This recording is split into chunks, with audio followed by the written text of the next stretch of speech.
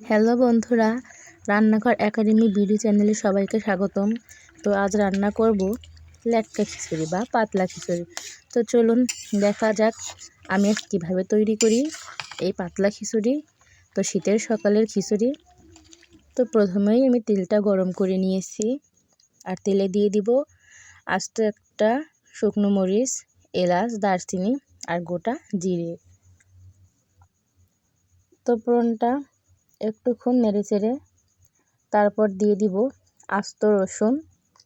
আর আমি কিন্তু আস্ত রসুনটা খুবই পছন্দ করি, তাই দিয়ে দিয়েছিলাম আস্ত রসুন। আর তারপর দিয়ে দিয়েছি আদা কুচি। তো আদা রসুনটা কিছুক্ষণ ভেজে নিব। হালকা মশলায় আজকে আমি খিচুড়িটা রান্না করব।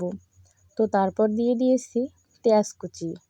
পেঁয়াজ কুচিটাও কিছুক্ষণ ভেজে নিব। তো আজ কোনো বাটা মশলা ব্যবহার করব না। তারপর দিয়ে দিব স্বাদ মতো লবণ আর হলুদ। লবণ হলুদ দিয়ে আরও কিছুক্ষণ আমি মশলাটা ভেজে নিব। তো কিছুক্ষণ ভেজে নেওয়ার পর দিয়ে দিব কেটে রাখা শীতের সবজিগুলো। আর আমার মা আগে থেকেই সবজিগুলো কেটে ধুয়ে রেখেছিল। তো এই তো দিয়ে দিলাম সেই সবজিগুলো।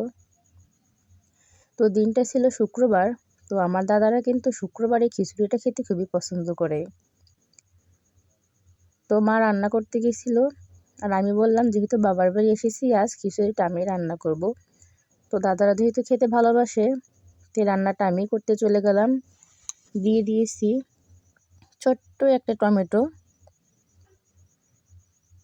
তো কিছুক্ষণ ভেজে নিয়েছি এভাবেই। আর তারপর দিয়ে দিয়েছি কিছুক্ষণ ভিজিয়ে রাখা চাল ডাল আর চেরা কাঁচা লঙ্কা। আর মা এখানে পোলাওয়ের চাল আর মসুরের ডাল একসঙ্গে ধুয়ে রেখেছিল।